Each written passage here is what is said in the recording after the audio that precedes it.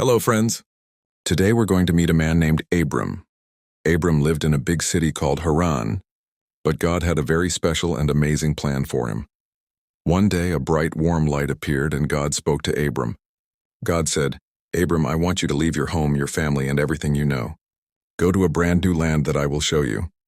This was a huge request that would take a lot of faith. God didn't just ask Abram to move, he made wonderful promises to him.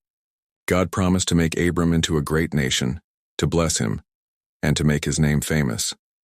Most importantly, God said that through Abram, all the families of the earth will be blessed. Imagine that. This meant God's blessings would one day reach everyone, all because of Abram's trust. A colorful map appeared, showing a path from Haran all the way to a beautiful new land. So Abram, his wife Sarai, and his nephew Lot packed up their camels and began their long journey, looking determined and full of trust. So Abram trusted God and began his journey. He, Sarai, and Lot traveled many, many miles through deserts and over mountains until they finally reached the land of Canaan. There, God appeared to him again and promised that this new land would belong to his family. Abram was so thankful that he built an altar to worship God right on that spot. But soon a very hard time came to the land.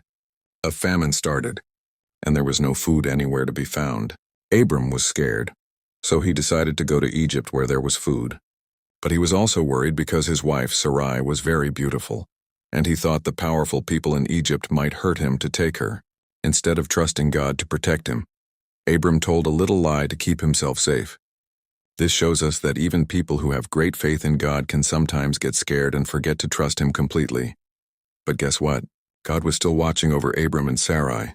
God protected Abram and Sarai, and they left Egypt safely. They were even richer than when they had arrived. The big lesson from Abram's story is this: God always keeps his promises.